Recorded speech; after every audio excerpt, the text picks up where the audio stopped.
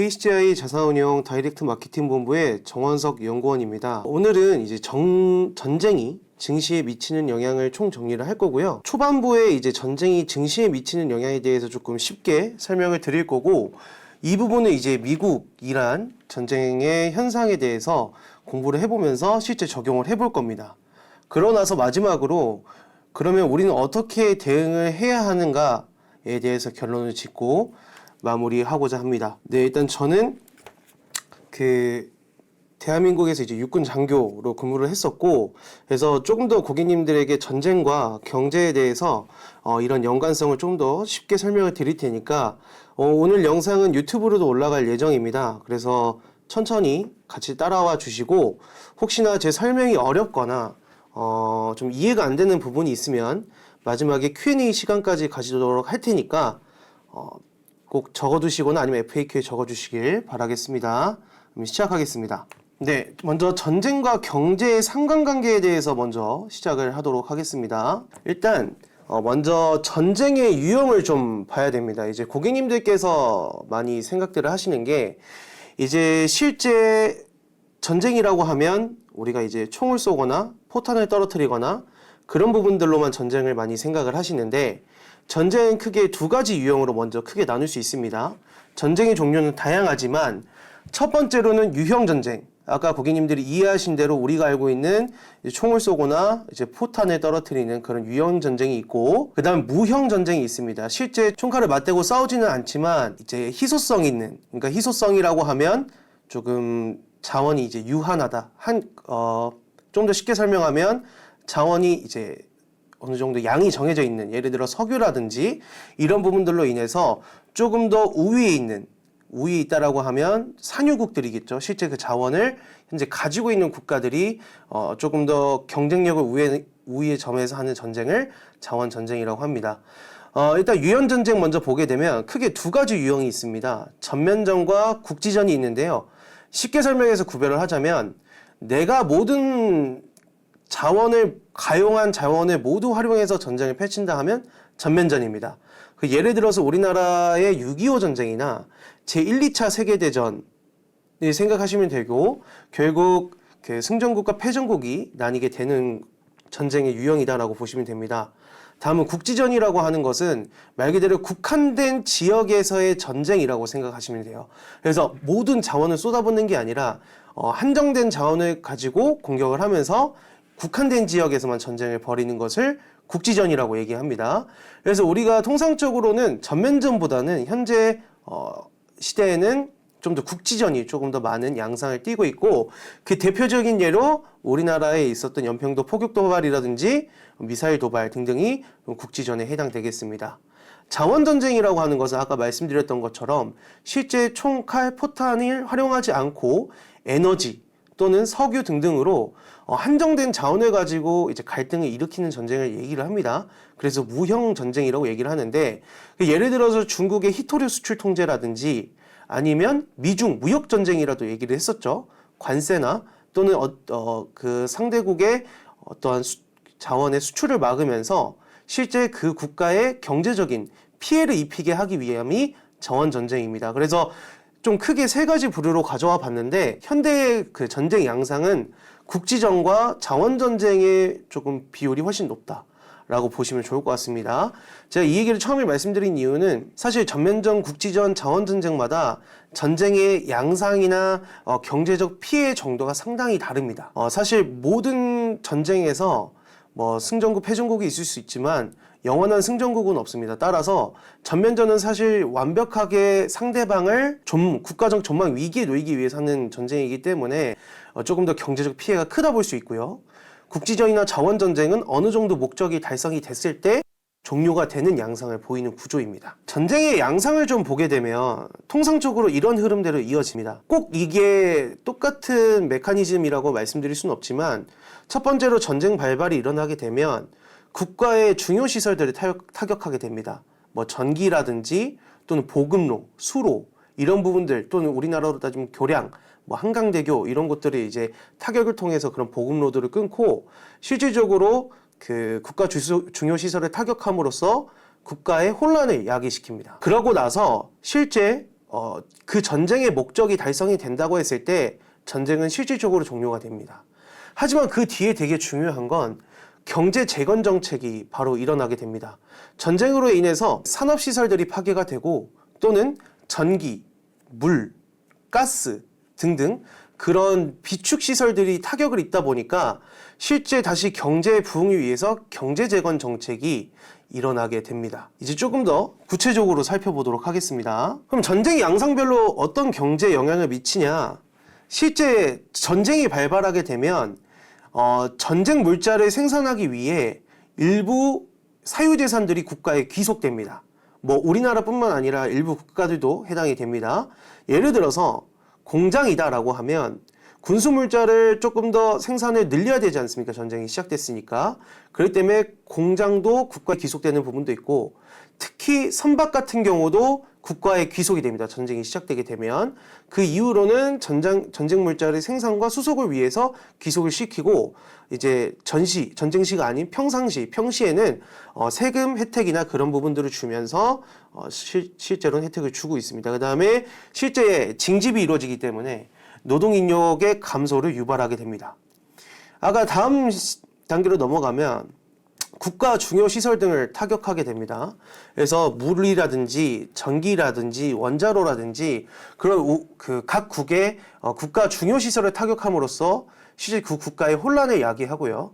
두 번째로는 이제 적 지휘소 등의 지휘체계 교란을 위해서 공격을 감행합니다. 그러면서 목적이 달성되면 전쟁이 종료가 됩니다.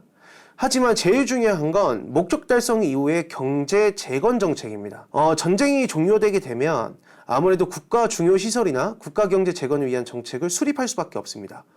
예를 들어서 우리나라를 예를 들면 우리나라는 반도체 산업의 주를 이루기 때문에 반도체 산업의 공장이 무너졌을 때 반도체 산업의 그 공장을 짓기 위해서 다시 한번 계획을 세워야 되고 돈도 풀어야 되고 이제 뭐 전기가 끊어졌다라고 하면 전기 시설을 다시 확충하기 위한 시스템을 구축해야 됩니다.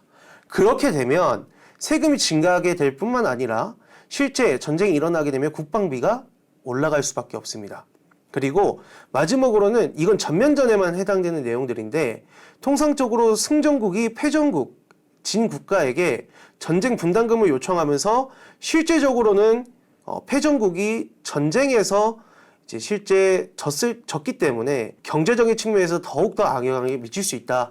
하지만 승전국도 그렇고 패전국도 그렇고 결론적으로는 꼭 승리한 국가만은 없다라고 말씀드릴 수 있습니다. 네, 이제 전쟁 종료 후의 경제 영향을 좀 살펴볼 겁니다.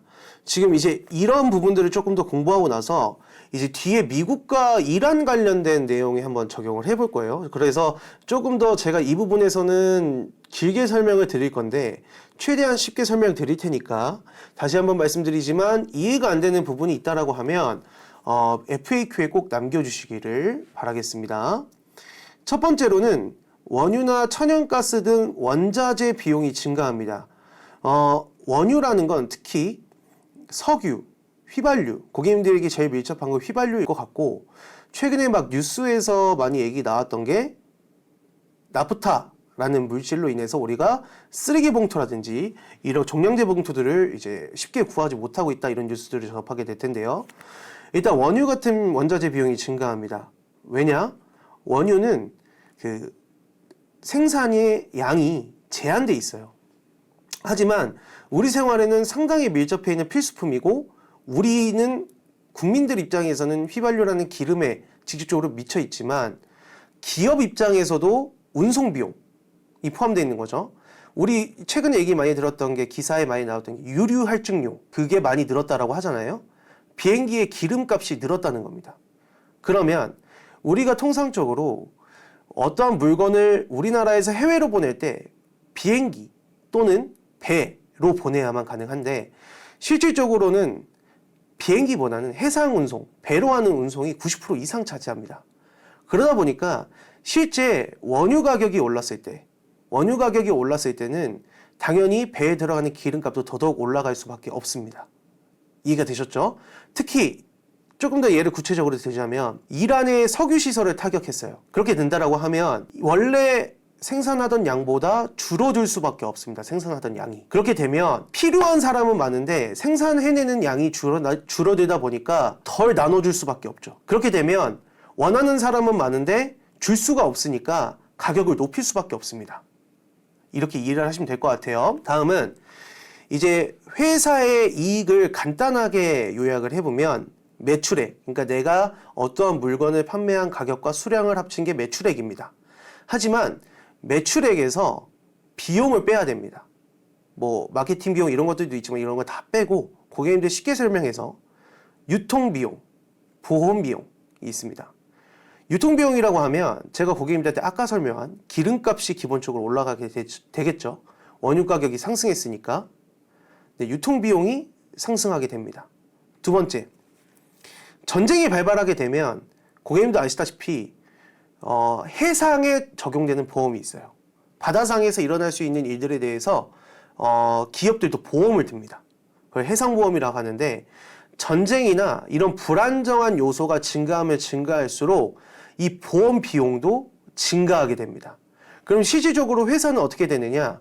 물건의 가격은 똑같고 판매량은 똑같은데 저런 유통비용이나 보험비용이 증가하면 어떻게 되겠어요? 실제 회사 이익은 줄어들 수밖에 없습니다. 이해가 되셨죠? 다음 세 번째, 물가 상승을 초래한다라고 했어요.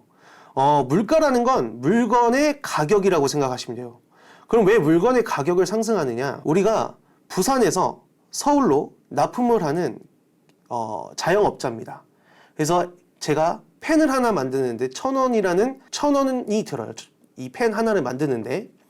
근데 원래 부산에서 서울까지 이동하는 비용이 기름값으로 200원만 들었으면 됐어요. 기존에. 그러면 저는 최소 서울에 있는 도매상에게 이익을 안 남기더라도 1,200원에 팔 수 있습니다. 하지만 전쟁이 터지고 원유 가격이 증가하게 되면서 실제 휘발유 가격이 200원에서 400원으로 늘었다라고 하면 저는 부산에서 서울 가는 비용인 200원에서 400원으로 증가했기 때문에 서울에 있는 도매상에게 1,400원부터 시작할 수밖에 없어요. 자, 근데 그렇기 때문에 우리가 실제 소비하는 최종 소비자들은 결국 1,200원에 살 수 있었던 걸 1,400원에서부터 받을 수밖에 없는 거죠. 그럼 물건의 가격이 상승합니다. 다음 네 번째는 물가 안정을 위해 금리를 인상시킵니다. 이 부분이 좀 많이 다들 헷갈리실 것 같아서 조금 설명을 드리면 고객님들 만약에 금리가 극단적으로, 예시입니다. 극단적으로 7%나 8%다라고 하면 고객님들 중에서는 주식 투자나 이런 부분들을 과감히 접고 예적금으로 옮겨갈 가능성도 있습니다. 두 번째, 금리가 올라갔다는 건 우리가 대출금리도 같이 올라가게 돼요. 그랬을 때 우리가 누군가의 은행에 돈을 빌렸을 때 갚아야 될 이자가 늘어난다는 얘기거든요. 그러면 실질적으로 우리들의 임금은 똑같지만 실제 갚아야 될 이자가 늘어나게 되면서 제가 실제로 쓸 수 있는 실질 돈이 줄어드는 거예요. 그러면 돈을 덜 쓰게 되겠죠. 그러면 저절로 물건의 가격은 떨어진다라고 보는 겁니다. 사람들이 안 사니까. 그러니까 뭐 묶음 판매 또는 뭐 떨이 판매식으로 실제 가격보다 떨어질 수밖에 없기 때문에 그런 식으로 정부에서는 금리를 인상을 합니다. 다음은 환율로 넘어가 볼 겁니다. 환율로 넘어가 보면 이제 미 달러나 미 국채 등 안전자산을 선호하게 됩니다. 실제 우리나라 같은 경우 코리안 디스카운트 중 하나였던 게 우리나라는 아직 그 정전 국가가 아니라 휴전 국가입니다. 전쟁이 종료된 게 아니라 현재 전쟁이 쉬고 있는 국가로 분류되기 때문에 고객님들이 생각했을 때 현재 지금 전쟁이 난 국가에 투자를 할 수 있을 것 같으신가요? 아닙니다. 실제 전쟁이 일어난 국가에는 투자를 하기가 어려워요. 왜냐하면 실제 기업이 이익이 나야 주가도 오르고 하는 기대감이 있을 텐데 전쟁이 발발하는 순간 기업의 생산성이 무너지면서 주가가 곤두박질 칠 수 있기 때문에 그런 부분들 때문에 안전자산을 선호하게 됩니다. 그렇게 되면 미 달러나 미 국채 그런 기축통화들이 인기가 많아지게 되고 그러면 달러를 사려는 사람이 많아지겠죠. 미 국채를 사려고 하면 달러로 사야 되니까. 그렇게 되면서 달러 가치는 상승하고 우리나라 원화 가치는 상대적으로 하락하게 됩니다. 그러면서 우리나라는 환율이 오르게 되는 거고, 실제 전쟁이 발생한 국가들에서는 그 해당 국가의 통화의 가치가 급락하는 것을 알 수 있습니다. 다음 두 번째, 특히 전쟁 당사국이 에너지나 곡물, 주요 수출국인 경우 생산 및 공급 감소로 가격이 폭등하게 됩니다. 아까 말씀드렸죠. 저런 에너지, 지금 이란 같은 경우도 산유국이죠. 실제 저런 에너지 주요 수출국, 산유국들인 경우 실제 그런 전쟁으로 인해서 그런 운송 자체도 제한되고 거기다 생산시설도 타격받을 수 있기 때문에 그렇게 되면 가격이 상승하게 됩니다. 근데 우리가 수입을 하게 되면 석유는 통상적으로 달러로 지불을 하게 됩니다. 그렇게 됐을 때 가격이 올라갔기 때문에 더 많은 달러를 지불해야 돼요. 그렇기 때문에 달러를 더 보유하고자 하다 보니 환율이 상승하게 되고 실제 에너지 수입 의존국일수록 심화가 됩니다. 우리나라 같은 경우도 에너지 수입 의존국이고요. 우리나라 이제 뿐만이 아니라 일본, 대만, 중국 등 대다수 국가들이 에너지 수입 의존국입니다. 그러다 보니까 이런 에너지를 수입하는 국가에서는 달러가 부족해져요. 달러가 부족해지기 때문에 환율이 오르게 되는 겁니다. 마지막으로 공급입니다. 전쟁 지점과 지리적으로 가깝거나 경제적으로 밀접한 국가는 위험 지역으로 분류가 됩니다. 그래서 위험 지역에서는 자본이 빠져나갑니다. 말씀드렸죠. 아무래도 경제적으로 전쟁이 일어나게 되면 국가의 중요 시설이 타격되게 되고 그렇게 되면 국가의 생산성 자체가 악화되기 때문에 나 그럼 여기에 투자 안 할 거야 하면서 자본이 빠져나가는 겁니다. 그렇게 되면 실제 환율이 급등하게 됩니다. 그래서 아까 말씀드렸던 것처럼 우리나라도 정전국가가 아니라 휴전국가이기 때문에 그런 부분도 코리아 디스카운트 요인 중 하나로 그동안 지켜봐왔다라고 이해해 주시면 좋을 것 같습니다. 현재까지 전쟁이란 무엇이고 전쟁의 양상 그리고 전쟁 국면별로 진행될 수 있는 경제적 영향, 그 다음에 전쟁 종료 이후에 좀 경제와의 연관성에 대해서 공부를 해보았습니다. 이제는 실제 미국 이란 전쟁의 스토리를 가지고 한번 보도록 하겠습니다. 이게 제가 마지막 표로 정리를 한 건데 좀 더 도표에서 쉽게 한번 설명을 드리고 넘어가는 게 좋을 것 같아서 이 도표를 한번 설명드리고 가겠습니다. 자, 먼저 전쟁 및 지정학적 위기부터 발생을 했다. 전쟁도 발생했고 지정학적 위기도 발생했다라고 하면 왼쪽부터 먼저 가겠습니다.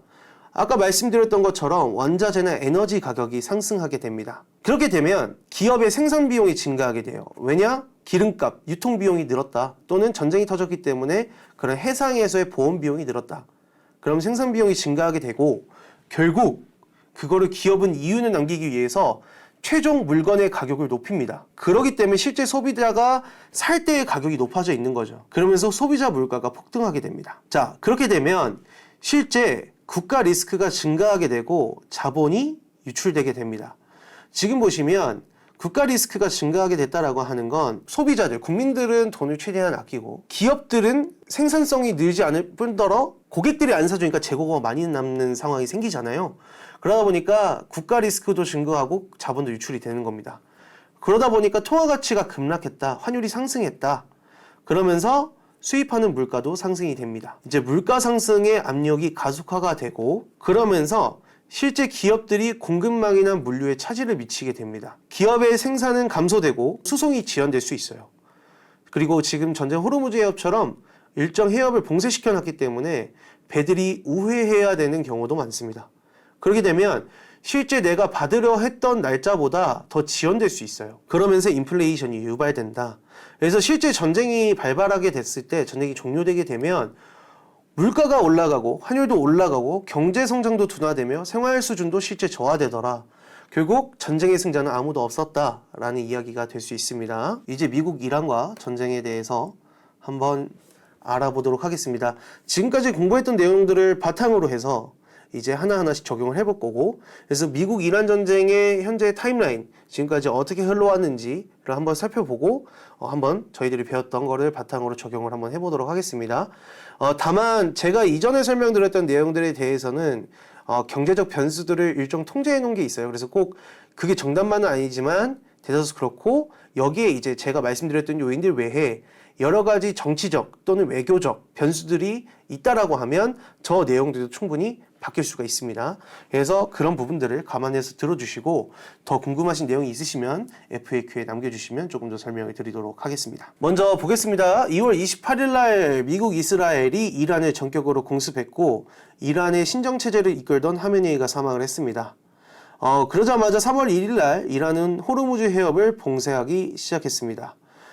실제 글로벌 물류의 마비의 시작이었죠. 호르무즈 해협 같은 경우는 전 세계 국가의 원유의 20% 정도가 통과하는 주요 통로라고 생각하시면 됩니다. 그렇게 되면서 3월 3일과 4일에 이란의 핵시설 및 호위함을 피격합니다. 그렇게 되면서 이란의 핵시설이 타격을 받고 이란의 호위함이 이제 아이리스테나호가 격침되게 됩니다. 이런 불안 심리 때문에 3월 8일 국제 유가는 $100를 돌파합니다. 그리고 이란의 지도자 하메네이가 사망한 이후 차남인 모즈타바 하메네이가 차기 지도자로 선출되게 됩니다. 국제 유가가 $100로 돌파하니까 3월 11일 날 IEA에서 전략 비축률을 최대 방출하기로 합니다. 그러면서 유가 폭등 방어를 위해 비축하고 있던 기름들을 풀기로 결정을 합니다. 그리고 3월 19일 날 미국은 전쟁 추가 예산을 요청하면서 미 국방부는 2천억 달러 규모의 추가 예산을 요청합니다. 그리고 3월 말 그리고 4월 초 오늘까지도 국지전 교전 및 휴전이 논의 중에 있습니다. 사실 오늘이 협상 기한이었죠. 내일 4월 8일 오전 9시에 또 관련 내용을 발표한다고 하는데 계속해서 불확실성이 지속되고 있습니다. 그러면서 당연히 국내뿐만 아니라 해외 증시도 급락, 급등을 반복하고 있는 불안정한 변동성 장세가 계속적으로 이어져 왔습니다. 지금 전쟁 내 주요 경제 쟁점들을 보게 되면 요즘 되게 많이 들으셨을 것 같아요. 호르무즈 해협. 호르무즈 해협은 일단 기본적으로 전 세계 해상 원유 교역량의 이제 20%에서 30% 사이가 되는 겁니다. 근데 천연가스도 20% 통과하고 있어요. 근데 실제로 이 해협을 막아놓다 보니까 우리가 사실 직선거리로 갈 수 있는 걸 돌아가야 되는 겁니다. 이 지역이 전쟁 지역이기 때문에. 그렇게 되면 아까 말씀드렸던 것처럼 기름값도 올랐는데 기름값이 더 들겠죠. 돌아가야 되니까. 이해가 되셨죠? 지금 이 호르무즈 해협의 쟁점은 산유국인 이란이 있을 뿐더러 이 해협에 원유가 통과를 해야 되기 때문입니다. 지금 보게 되면 좀 작게 보이시겠지만 한국은 약 70%가 있고요. 일본은 약 90% 이상이 호르무즈 해협에 의존하고 있습니다. 중국도 40에서 45%. 하지만 유럽하고 미국은 상대적으로 원유 의존도가 낮습니다. 실제 미국은 산유국이기도 하니까요. 그러다 보니까 실제 중국, 일본, 한국, 인도 순으로 호르무즈 해협을 이용하는 원유 수입국이 상당히 높습니다. 그러다 보니까 이 호르무즈 해협을 통제하다 보니까 해상 운임이라고 하는 건 말 그대로 배값이라고 생각하면 돼요. 배 이동값. 배 이동값도 올라가게 되고 보험료도 올라가게 되죠. 전쟁으로 불확실성이 커졌으니까. 연료 가격도 동시에 상승하게 되면서 아까 보셨던 것처럼 실제 우리가 느끼기에 휘발유의 가격도 증가를 했을 것이고 그 다음에 원유 가격도 상승하면서 아까 말씀드렸던 $100도 돌파하게 되는 상황이 생긴 겁니다. 이 호르무즈 해협 같은 것들을 실제 통제하게 되면 제일 중요한 게 뭐냐면 지금 이 호르무즈 해협 관련해서 계속해서 요구가 달라지고 있잖아요. 미국은 호르무즈 해협을 개방해라. 이란은 선택적 개방을 하고 우리 호르무즈 해협에 통행세를 받겠다. 수에즈 운하처럼. 그렇게 되면 실제 호르무즈 해협에는 기존에 통행료가 없었음에도 통행료가 생길 수도 있는 요인이 될 수 있습니다. 그래서 이런 부분들은 계속해서 지켜봐야 될 것 같고 앞으로는 실제 말보다는 실제 이루어지는 행동에 좀 주안점을 둬서 봐야 될 것 같습니다. 다시 한번 정리하자면 호르무즈 해협으로 인해서 석유 타격뿐만 아니라 이런 해협 통제로 인해서 원유 가격이 상승했다. 이 정도로 이해하고 가시면 좋을 것 같습니다. 그래서 실제 보게 되면 WTI 서부 텍사스유라는 기름값이 실제 전쟁 2월 27일 이후로 보게 되면 급등하는 게 보이십니다. 그래서 3월 28일자 이때는 실제 3월 30일자에는 최고 $102까지 치솟았고 우리도 휘발유를 보게 되면 2월 28일 이전까지만 해도 2월 10일 날 보면 1686원인데 3월 10일에 1900.83원 이렇게까지 뛴 걸 보실 수 있어요.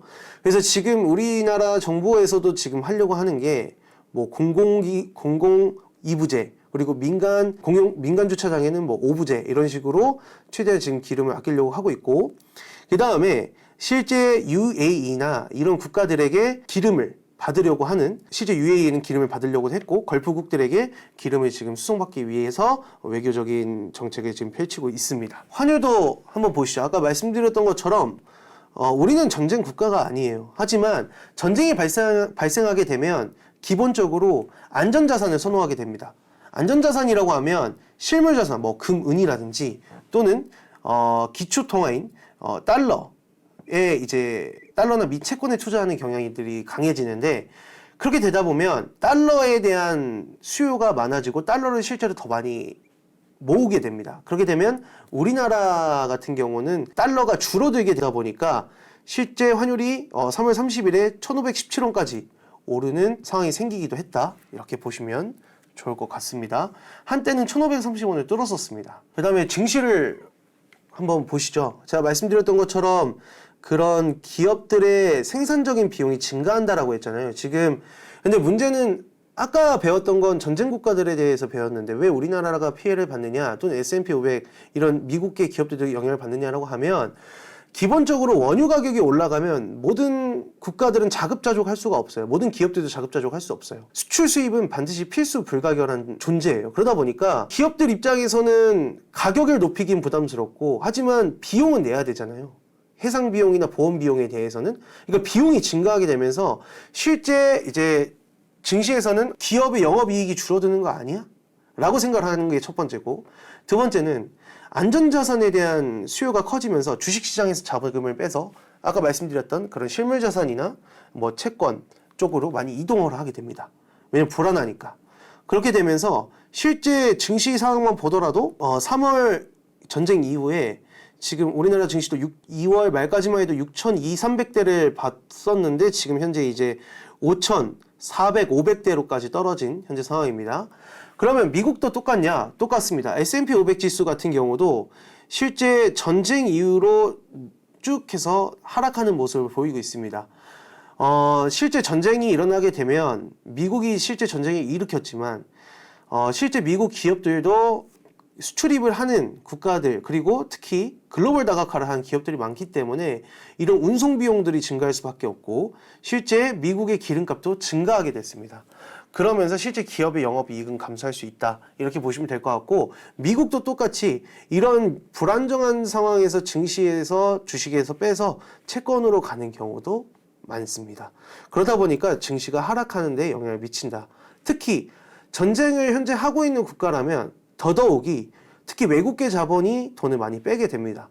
그리고 외국계 자본이 빠지게 되면 실제 그 해당 국가의 주식시장에는 외국계 자본이 없다 보니까 환율도 상승하게 되고 주가도 폭락하게 되고 실질적으로 경제가 좀 마비가 올 수가 있다, 이렇게 접근하시는 게 좋을 것 같습니다. 이제 결론입니다. 지금 이런 시장에서는 그러면 어떻게 투자를 하는 것이 맞는가라는 고객들의 질문이 많으실 텐데요. 일단 단기적으로 변동성이 높은 장세는 유지될 겁니다. 기본적으로 전쟁이 끝난다 하더라도 원유 시설이나 이런 부분들의 재건 정책, 또는 지금 계속해서 말이 바뀌고 있기 때문에 어떤 걸 신뢰해야 될지 시장도 흔들리고 있는 겁니다. 그래서 단기적으로 변동성이 높은 장세가 유지될 수 있다. 두 번째는 전쟁이 장기화가 되면 스태그플레이션 등이 우려가 될 수 있습니다.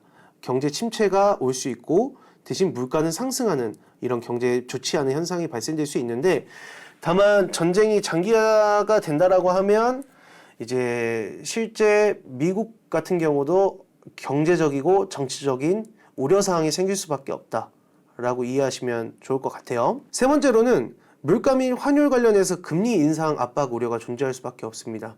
기존의 금리 인하에 대해서 계속해서 기조가 유지되어 왔어요. 근데 우리나라는 어쩔 수 없이 동결 기조가 유지되어 왔었고, 미국 같은 경우는 금리 인하 기조가 유지되어 왔는데, 다시 한번 말씀드리지만 전쟁을 하게 되면 이 전쟁에 법적으로 좀 정해져 있어요. 어느 정도 전쟁 물자를 비축해 놔야 되고, 하지만 지금 전쟁 때 썼잖아요.